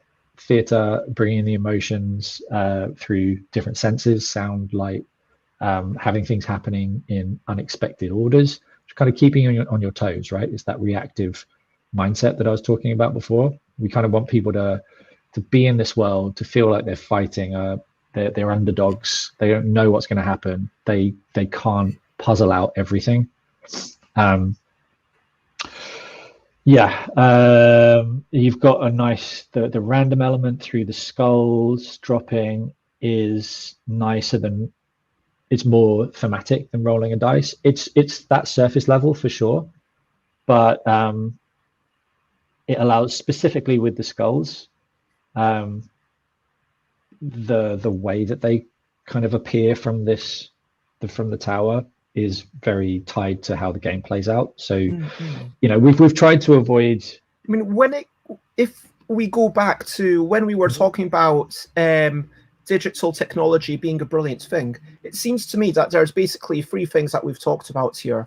Firstly, the mystery of all the potential that could arise, that sure, you can do it in an Arkham Horror, you've got more cards than you'll ever see sort of way, but there's a wee bit more that can go into that. It could be like, oh, there's something about the skulls coming out that you don't quite understand. You can have entire systems. And crucially, so you've got the mystery. Sorry, I'm preempting you, but all of that stuff can change, as it can be modified on the fly as the game developed, which is quite unique for games. The other side is the busy work that you talked about, and then the third thing is what I call the juiciness and you call the theatre, where maybe you've got the sounds, you've got the we don't have to have now we get the immediacy of something happens and then the skulls pop up. It's not a case of okay. For sure, it's theatre is really important. It shouldn't be. It's not the only thing. If theatre was the only thing that this would offer, then yes, it would be a gimmick. And to be fair, to be clear as well, I don't mind the word gimmick. Okay, so gimmick is just an attractor. It's a thing that drags you to the project, and really, things like Kickstarter nowadays are so busy that your project needs to have. Some people call it a unique selling point or a USP. Some people call it a gimmick. So it needs something that's going to make people stop and think, oh, I'm going to look in that one. So the gimmick attracts you, but you need to have substance underneath the surface. So yeah, the theatre is the gimmick. The physical presence is the gimmick. The retro nature of the game is a gimmick. The designers attached are a gimmick, but then underneath you have a system that has been designed to kind of show some of the things you can do with technology. And don't get me wrong, it's not what I would call a perfect implementation of what I would like to do with technology, but I think it's pushing things. I think people are going to have a really good time with it, and I hope it changes some of the preconceptions about, screens with a board game is bad, because that's fine. Some people that's fine. Some people don't want to do it, but it can bring a lot to the experience. And like I said, when you get past that hurdle, you can start to draw on all of the cool stuff that video games have done. all the cool stuff that theatre has done, and you can bring it to an experience that's played with people sat around a table. Now, That's the end of the advert. We talked about, when you talk about USP or hook or gimmick as an attractor, it feels self-evident that you need something there, something Absolutely. to get your game stand apart. Because maybe for my friend across the street, the fact that I made this game is enough for it to be there. Yeah. Maybe if I'm at a convention and someone who made a similar game isn't, then that's enough. It's my presence, makes me unique. But really, there needs to be something, some reason why that game is. And let's talk about keeping that audience in mind as we get forwards, as we kind of how we can attract particular audiences. As you're making Beasts of Balance, as you're working on, how do you know why people are playing your game? Do you start off with the desired experience, or do you start off with, hey, I'm going to try and make a good thing, I'm going to explore until I find a thing that people might like, and then I work out what is the actual audience about 70% down the way? Yeah, that's a super good question. And so the first thing to say is everybody does it in different ways. I'm quite pragmatic about the fact that this is my job. I need it to, it needs to support me. So therefore, I have to balance the desire to make games that are artistically interesting to me and do what I want to do in terms of pushing forward what I would refer to grandly as pushing forward the medium. But also they have to appeal to enough people to make them worth doing, really, especially because the stuff I'm making is inherently more expensive than than what I would call like traditional tabletop games, which as in it has a technology component to it. Every game that I've made so far, I've had to, me and the people I work with have had to develop not only the app, but also the electronics inside and the way that they talk to the digital components and all of the 3D design and the manufacturing. There's so much in this. So the way I approach it is a very like designy, art versus E thing. Yeah, pick one. Well, you know what? The way you get into the way you reach that middle ground is by knowing it's a seesaw, right? So when I'm setting out to design a game, I have to balance this seesaw. And on one side is all the risky, weird stuff I want to do. And on the other side, I have to balance it with some things that I know are going to stop people from bouncing off it too hard. So for instance, with Beast of Balance, ironically, we didn't get that quite balanced enough. So on one side, we had a very toy-looking, child-friendly physical design. It was using dexterity, which isn't a game mechanic that is super popular. It had a too high price point. I know that now for sure. There were changes that I would have made to reduce that price point, so it was expensive. And then on the other side, we were trying to make it funny, and we were playing on the fact that it was kind of quite video gamey, and it had a lot of depth in the app. We didn't quite. It's the seesaw is still kind of balanced, but it was skewed a little bit too high towards the weird stuff. Dark Tower, on the other hand, and a lot of this wasn't in my hands, but it balanced a lot more because for all the stuff on the risky side, it was expensive. It had a big physical thing in it. It was relying on nostalgia. Well, no, yeah, it was expensive. It's quite tropey in that it's swords and sorcery, and it has a big physical thing in there, and it has a screen which some people bounce off of. On the other side, you've got nostalgia, which is a super strong attractor. You've got a really solid team that people know and they trust, and it is tropey. So like love it or hate it, Kickstarter games with swords and sorcery tend to do pretty well. So you try and balance it, right? So for me, I have to know. So I'm thinking about a new game now, which is what I'm trying to get the funding for, and I'm thinking about all the weird stuff I want to do. And then, okay, if I want to do all that weird stuff, I then should really try and appeal without losing my values, I should appeal to a bunch of people big enough to make that work. So that could mean that I end up making the next thing themed around, you know, Space Marines and whatever, or it may not. But how do you get that information? There's loads of studies out there about the demographics on Kickstarter, about so Jamie Stagmeyer publishes some of his user base metrics, so you can find out how old people are, the price points they're willing to pay, all of this kind of stuff. There are studies out there about how the market has changed over the pandemic, so whether more people are playing games and where they're buying them from. So like, you don't have to listen to all of this, and you absolutely shouldn't tailor your game. It's not like paint by numbers. You shouldn't make every decision on your game based on data, but also if you're going to invest a lot of time into making a thing, and if you want it to be successful enough that you can keep making them, then the sensible way is to know who your audience are and try and put some hooks in for them if you can. Did that answer your question? I don't know. Yeah, I think it makes a lot of sense. I mean, like, these aren't questions that can be like, okay, this is what you do, X, Y, and Z. Because honestly, like, if I said, hey, how do you make a good game? I wouldn't expect you to give me a, you know, okay, this is what you do, and then follow these 27 steps, and then you'll definitely have a good game. Yeah. You know, it's kind of all of these questions are kind of vague stabs. And you know what? I'm going to bring it all the way around to the start again, talk about Eurovision. That's where we went wrong. That's where the UK went wrong, is that song was written by numbers. It was in a major key. I think it had a key change. It was a tempo that is kind of proven to do well. And it didn't do well because it just came out sounding beige, right? It just came out sounding the same as everything else.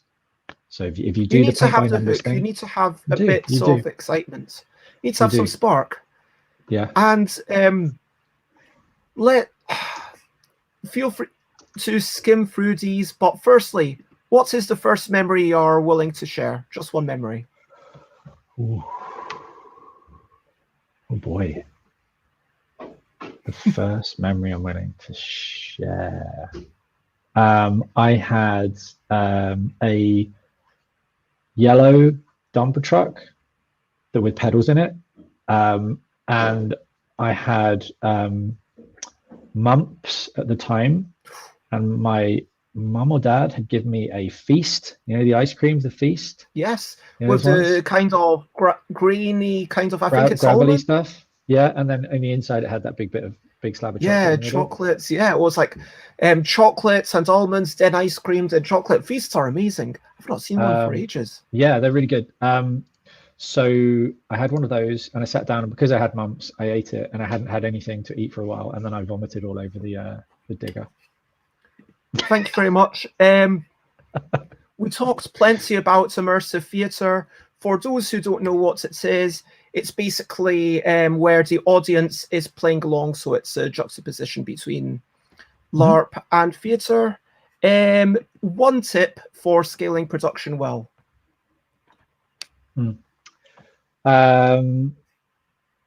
You need to make it goes back to the market research thing. There's no point in making like 50,000 of a thing if you don't, if 50,000 people aren't going to want to make it. So you got to be sure that the level of manufacture you're going to go to, that you can actually sustain it otherwise. And if you're not sure, don't take the punt. Work on another game. Investigate it. Yeah, for sure. Thank you very much. I should say as well, sorry, one more thing. I always say this: if anyone does want some kind of hands-on advice for manufacturing, like how does the process work? Who do I talk to? If anyone wants any of that, I'm absolutely always willing to be contacted, probably through Twitter. I'll always help out if I can. It has been such a delight to have you join me. Thank you very much. We've talked about so much. We've talked about puzzles. We've talked about Triggerfish, Pink Hayat conventions, TV show, rotary phones, science projects, the balance between sublime and beauty, obsolescence, fake slapping at immersive theatre, Yeah, don't do that. tech being able to bring about mystery, which can also be brought, but like key thing is mystery, busy work, removing busy work, not adding it, just to clarify that, and also juiciness / theatre. We talked about subversion and just meet expectations. We talked about the quiet year, which apparently I should check out. I talked about, ultimately I don't want my time to be wasted as a player.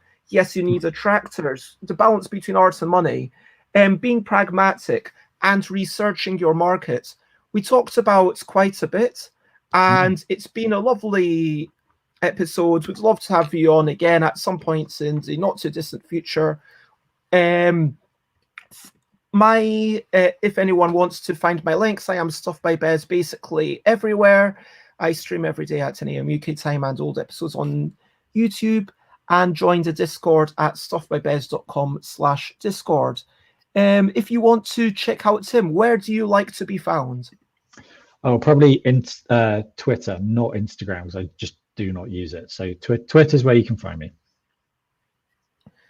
And once more, thank you not only to Tim, but thank you to everyone who's been commenting along. Thank you, everyone. Tamia, Time Roller, Alex, and Jess, and just everyone who's been giving us such lovely comments. And even though I don't see everyone else's faces, it does make me feel like there's a wee bit of an audience, which is really nice. Yeah. And this is the final section where I say, over to you. What are you up to? You can share, but only if you want to. So if anyone has anything that they really want to get off their chest, what are you looking forward to doing after this show? Do you have a nice meal plan? Do you have something you're looking forward to? Do you have some obligations that you want to share? Something exciting? Tim, what's up with you? After this, I have to finish off an application that I've been putting off for ages. And then I'm going to go for a walk on the beach because it's a nice day outside. Yeah. Amazing. So it's not like London where it's about 30% grey now. I mean, it's fine. I can do it. I'll put up with it. If you want to check me out, I am, of course, doing a whole bunch of streams, and Tuesday is my busiest streaming day. I am personally going to do a wee bit of work, a wee bit of pondering of stuff, a wee bit of writing, and reaching out to some exciting things that I don't want to talk about just yet. 4 p.m. I am going to be streaming again. We're playing Tranquility with the publisher Peter Hazelwood, and at 8 p.m. UK time, I'm playing a Facts and a Half, a game I made. I'll be maybe visiting my person in hospital if we need to. But tomorrow, making a game with Tiz Creole. Dinosaurs Love Spicy Pies. You can check it all out on that link. Please share the word. If this has been enjoyable, if you think that other people should watch this show, or whether this one in particular, because Tim is such an amazing guest, or indeed future things that you're looking forward to. I am just going to, this won't make much sense unless you're on Twitch, but I'm just going to quickly look to see if there's anyone to raid. Do you have any final words, Tim? This has been fun. Aww. I look forward to talking in person at a convention at some point in the near future. That's lovely. And let me see. There is only one person who's doing board games at this time. Let us go and raid our... Actually, that's the thing. Like, I would love to raid more board gamey people, but just because board gamey people aren't around just now, I'm going to raid Declan Zappa, who is a musician, and they're apparently doing a music stream. So if you're up for joining the raid, then please copy paste the raid message, and there's only one thing left to do, which is to say, wait a minute, I put in the wrong name. I do apologize for this, Declan Zapala. Zapala. There we go. Okay. So the final section is, of course, as everyone knows, is for me to say bye, bye, bye, bye. This is a goodbye song. Bye, bye, bye, bye. Thank you for watching along. Bye, bye, bye, bye. This is the end of the that's show. great. Bye, bye, bye, bye. And now it's time to go. Bye, bye, bye, bye. This is a goodbye song. Bye, bye, bye, bye. Thank you for watching along. Bye, bye, bye, bye. This is the end of the show. Bye, bye, bye, bye. And now it's time to go. Bye-bye, Tim. Bye, Bez. Bye, Have a Time good day. Ruler. You too. And yeah, that's the end. Now I just stare at you for about 10 seconds. Awkward. Oh yeah, you okay? Yeah, I've got a 3, 2, 1. Boom. There we go. That was great. Oh, you're literally just going to stare at me. Okay, fine. I am. End on an awkward note. Bye, Time Ruler. Yeah, thank you for being here. Oddly, let me know what you want to chat. It has been lovely. Thank you so much. I look forward to having you on, and I'm going to, yeah. Bye-bye, everyone. Bye-bye.